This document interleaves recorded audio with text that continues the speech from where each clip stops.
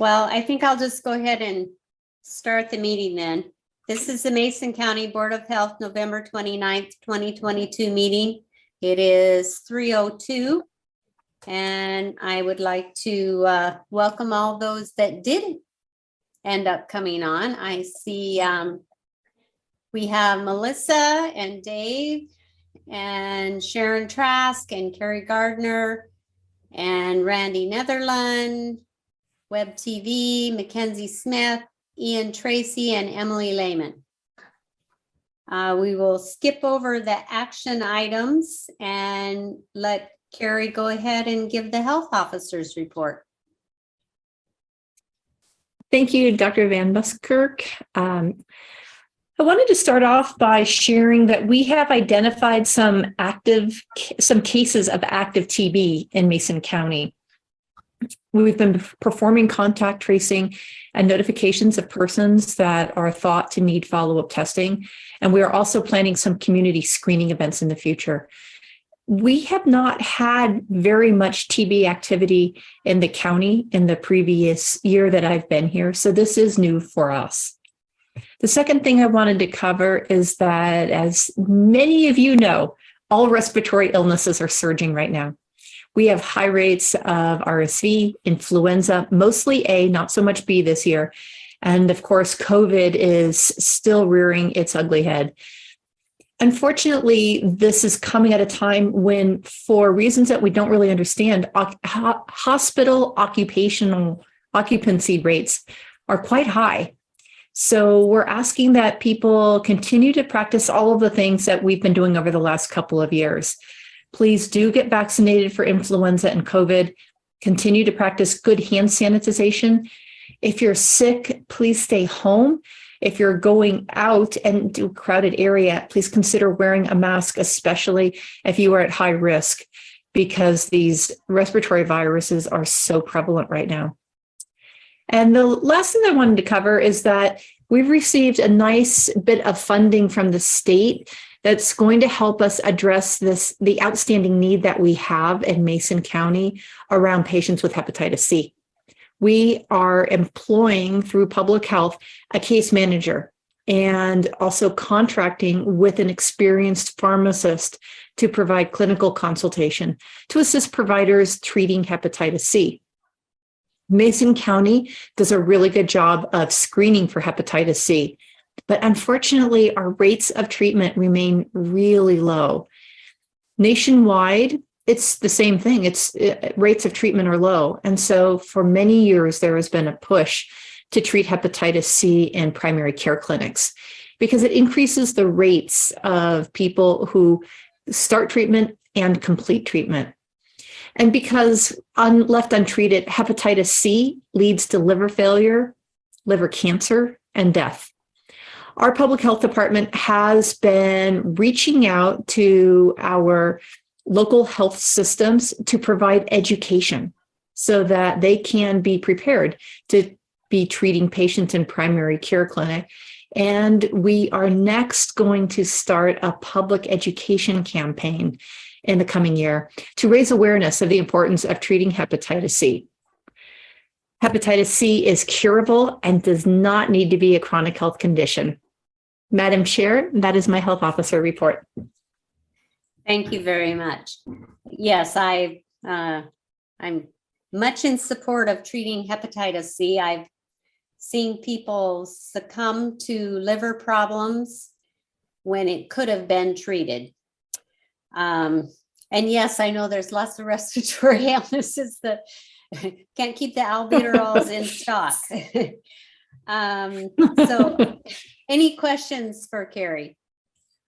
I have a comment. I just got off the phone with Mason Health, and I looked at the walk track of the beds this afternoon, and I called them up and said, "Is this right?" And they're saying, "Well, yeah. In fact, we're updating it, twice in every 24-hour period. How many beds are available? Discharges, that sort of thing." And like Dr. Gardner said, this is bringing back memories of 2018. Peggy, I'm sure you remember how 2018 we were sending people as far away as Portland to get people into beds. And as I look at not only Mason Health, but the surrounding hospitals, nobody has beds available. It's just, we're doing really good in that we don't have a lot of boarders at Mason Health that are just occupying beds, waiting for someplace to go.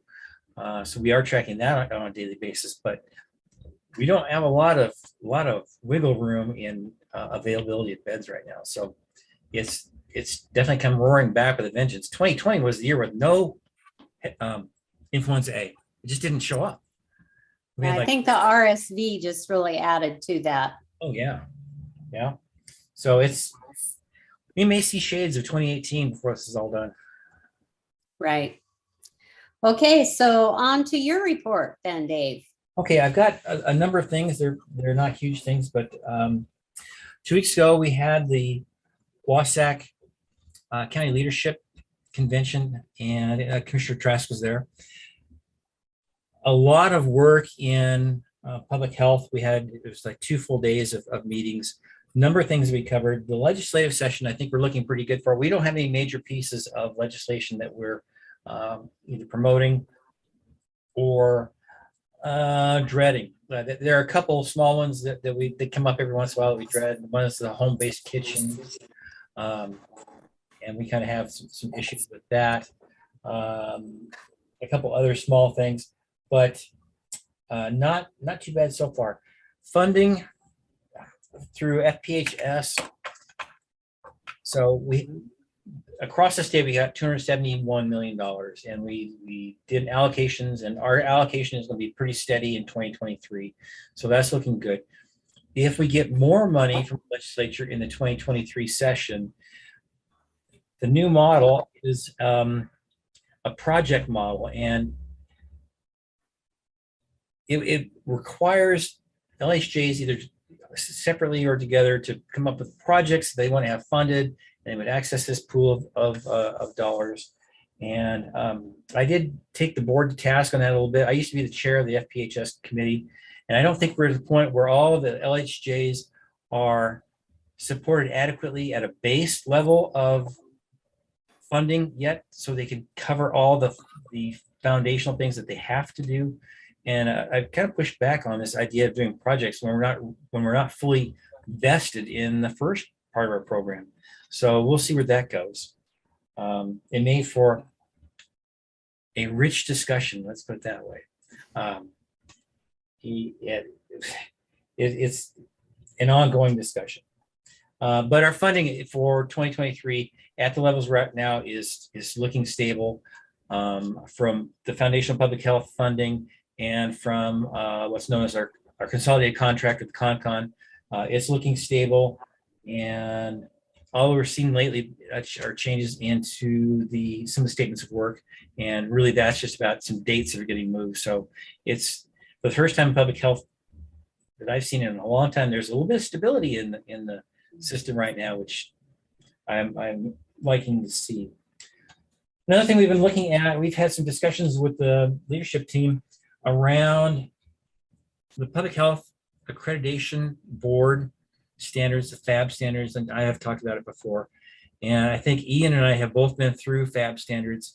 And while they produce a lot of transparency, it's an accreditation piece that documents how you do things and how you document what you do. And it can be very useful. It's grueling. And would almost require us to have a full-time person just to manage that piece. So Ian and I and Melissa, that's maybe not a direction we want to go. It's a lofty goal, but that's a full FAB accreditation is well over a year-long process, and it's expensive. So I don't think we're going to go that way. But they have a step-down process called Pathways. And the Pathways model is basically accreditation, but shrunk down to just FPHS type activities. And I'd like us to go ahead and investigate that. I think it's a good way for us to document what we do and how well we do it. And I really am concerned that as we get funding in from various sources and our funding increases, that we're not just spending money, but we're actually moving the needle and tracking what we do as we're out there in the community. I want to see, we got to see results. otherwise it's just spending money. We don't want to do that. So pathways may be the direction we go in the new year. Once I'm fully versed on what pathways looks like, I'll bring it back to the Board of Health, and we'll kind of walk through it step by step. Is this something we want to do, or do we want to do something on our own? And that may be a direction we could go as well. So we could use the criteria that they have, but not get embroiled in the formal process. So you'll be seeing that probably in January. Some other things we have going on. Board, at the January meeting, it's our annual meeting. So we'll be selecting a Board of Health chair, doing any updates to the board, looking to see if we need to do any recruiting for open board positions. So we do have the 2 community member positions are open, and the 2 tribal membership positions are still open. So we'll need to come back to those. I would like to bring to the board, we talked this before, a rotation schedule. So if you've been on the board, so a board membership is 3 years or 6 years, however we want to do that, and have a rotational basis where you're on for X number of time and rotate off, or you're voted back in for another term. So looking at doing that, and that just keeps us up with the legislation that came out year before last, and keeps us in tune with that piece of legislation. And then this is kind of just for the board at a whole. Do we want to go back to in-person meetings? Commissioner Trask is smiling. I kind of like the in-person meetings, but I know then I would have to drive. Right. I think it leads to a richer discussion around the table. Right. And more of a sharing of opinions. I feel like you get more out of it because you see all the nuances when you're. All right. Well, I will start working on that. And if we need to, we can make it a hybrid, but I'll put it out as an in-person meeting with hybrid available, if that's acceptable. Okay. COVID, I pulled the latest stats on COVID just before the meeting. We are down to 39.5 cases per 100,000 per week. I personally think that's probably going to be a baseline for COVID for some time. I don't see us probably dropping below. I know DOH has said we can get to 0 COVID. I don't think that's probably a reasonable goal. I think we're going to see this level off at a baseline somewhere. This is just a weird virus, and it's not behaving like normal things, and I think we just have to adapt to that. We are seeing average of hospitalizations of 1 per day. So that's, we are up right now with COVID. I think we've got 2 or 3 in the hospital right now, but we had been averaging 1 a day. And then since September, the first part of September, our death rates have been very low, 0 in most cases for most weeks. So that has been good. I think Dr. Gardner and I looked at 2 death certs in the last batch of death certs for COVID. We have had, surprisingly, 4 suicides in the last batch of death certs, which is kind of a high for us here in 2022. And those were broken out half and half male, female, and half gunshot and hanging. So What's the age on those? we had kind of a spread this time from 40 to 65. So typically our males are in the 65-year-old zone, females rarely after age 50. And this month kind of broke the mold on both of those. So it's just a different statistical month on that.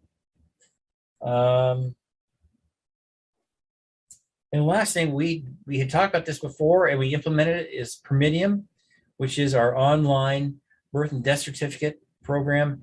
And we had, the first day was a little rough, had some things to work out, and we're still working out some of those things. For example, refunds, and people are getting used to the idea of getting their documentation, submitting it online for review. But what Permidium is allowing us to do is for people can do their request for death and birth certificates at home on their own computer. It goes into Permidium. They do the roll up. They charge the fees. The fees just come to us. There's no charge to public health. There's just a fee added to the certificates that Permidium, that's their piece. The rest of us comes back to us as normal. And in the morning, we just get a work order of the permits we need to do. And in the lobby, we have a QR code. So people can come in with their cell phones, just bang the QR code and start filling out the request for a birth or death certificate right there. We also have the ability to, we've got a little laptop computer there. They can check out in the lobby and do it on that as well. It also does it in 116 languages. So people have the ability to do it in whatever language that is comfortable for them. And it's, I think it's over time, it's going to really clear up the amount of people in the lobby. People can come into the lobby and just pick up their certs, or we can mail their certs to them. So it's really going to, because our lobby is so tiny. I mean, it's so tiny. This will really help a lot with that. And we're making progress. It's going well. And from what I'm hearing from the public, they like it. So you see more and more people want to do all of their business, everything they do on a cell phone, and this will allow them to do that. So made some progress since last Board of Health meeting, and then we're getting ready to close out the year and finishing up our strategic plan. We'll be presenting that in January based on our all-day meeting back in the spring. In the middle of COVID, we were doing strategic planning, and we've got that piece just about ready to go. We'll have that for the January Board of Health. So we'll start off the year with a fresh strategic plan. Okay. Any questions for Dave? Okay, so we'll move on to Ian. Hello, everyone. I'm assuming everyone read my report, and if you have any questions, or there's not really anything else too exciting going on. We've finalized our logo for Mason County Public Health, so we've been changing lots of documents. But yeah, it's just slogging through that. Any questions on the report that I submitted? None from me. All right. Sharon says good. Okay, so I guess we're on to Melissa. Good afternoon, everyone. Got a few updates today, but first I want to start off with introducing our new health educator. Emily, I'm not sure if you have the capability. Oh, there she is. Hi. Just to put a face with a name, Emily came to us from New York State. So we're very excited to have her. She's already started doing a lot of work around some campaigns that we'll do on social media. Dr. Gardner mentioned earlier that flu, RSV, all the things are floating around right now. And Emily's done such a beautiful job putting together some infographics. So hopefully we'll see those posted in the next couple weeks. And yeah, I mean, Emily, I don't know if you want to say anything, just hello, but you'll probably see her on some future meetings, and you'll just, like I said earlier, you'll see some of the campaigns and infographics she's created. Super excited to have her on board. Some other items, we've just been busy chugging along, business as usual. So you'll see some of the same data in my report this month. Some things to note, we did have a really successful community forum event last month. As you all know, we had a recent overdose teen that involved fentanyl, and I think the community response was pretty significant in terms of people reaching out to some of our staff who do a lot of the behavioral health and substance use work. So I just have a huge kudos to the whole team. They mobilized so quickly to partner with everybody in the community. We had Shelton PD, the Sheriff's Office, representatives from Shelton School District, as well as ESD 113, the True North program, which does, I think, the mental health, behavioral health programming for youth. And we also had a representative from Skokomish tribe to do a little bit of an expert panel, we did it live at the Civic Center. So I can't forget to mention the city of Shelton for providing that space for us. That was very helpful, and it was a great place for people to gather. I think we had a little bit over 80 people in person. And Mason Web TV, of course, thank you for live streaming the event for us. I think since the event, the last time I checked, we had over 500 views virtually as well. So it was a really great event. And I think we look forward to doing more in the future with help from North Mason Regional Fire Authority. They did they emceed a little bit for us, and they helped facilitate the panel. And Dr. Gardner mentioned earlier that we've also been pretty busy with some TB work. So our nurses have been working very hard doing contact tracing. We just had a meeting earlier this morning. Actually, we had two meetings. We had one with the TB Regional Health Collaborative, as well as Mason Health, just to streamline a little bit of what we're doing with, there's large volumes of people that oftentimes need their testing at one time. So we're just working together to streamline a process so that we can get through it smoothly. A lot of times there's barriers with insurance as well as language barriers. We just want to make sure that people are getting tested and treated appropriately going forward. And finally, I think I'm most excited to share this because we've actually been working on this for several months, but we have been selected as the WIC service providers in Shelton. This is actually not just a public health program. This is a partnership with Mason Health as well as the YMCA. So Dave and I actually just came from a meeting with the state to kind of nail down what the contract is going to look like. And the next steps will really be meeting with the team at Mason Health as well as the Y, just to figure out when do we start, what's the funding going to look like, what's staffing going to look like. So we'll have some updates on that. I think we'll be doing a briefing next week for the Board of County Commissioners, and we'll just update the Board of Health as we move forward. I think that's everything I have. Any questions for Melissa? Okay. David, muted. I can hear you talking next door, but you're muted. I'm muted again. So yeah, for personally, the group that we're working with on this WIC program are people I've been working with now off and on for 12 years. So it's like old home week around WIC. So it's kind of exciting, and they've updated, which is nice. They're getting away from paper stuff and checks and doing things in a much more modern and streamlined way. Talked with the hospital; they're excited about it. I think this is going to be a great service to bring back into the community and have here locally. It's going to be a kind of slog getting it up off the ground, but once we get it going, I think there's some things that we're looking to add. So there'll be some value added stuff after we get going around farmer markets, and some other programs that will really spread that nutrition and healthy living message to pre-birth to age 5. Sounds good.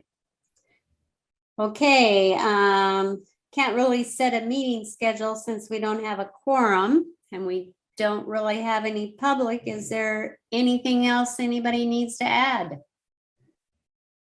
On the meeting schedule, it's this year we had to make a couple of adjustments around holidays. We won't have to do that with this next year's. Good. So it'll be easier. I think that's one of the problems we ran into this week was people. Yes. It was last week and it got moved to be offset from the thing. So here we are. Okay. So we'll just take up the rest of it next time in January. And I'm assuming we'll just assume January 24th. Yes. Okay. Real quick, I just wanted to thank Dr. Gardner and Dave and Melissa and the crew. They really jumped on the TB issue and moved forward quickly. And so I think that they moved forward a lot faster than some, in fact. So just wanted to thank them for their hard work on this, and also to welcome Emily. I think it's not inexpensive to treat all that, is it, Dave? With what you've had to add in. No, and you know, the way the law is actually written is tuberculosis is one of those fundamental things in public health that bottom line, Mandatory. money has to wind up paying for it if we're the payer of last resort. So now we're working to make sure that we exercise as many other funding models as possible. Yeah. Okay. So any other questions? Okay, I guess we'll adjourn then. Thank you for coming, everyone. Right. Thanks, everybody. Have a Merry Christmas. You too.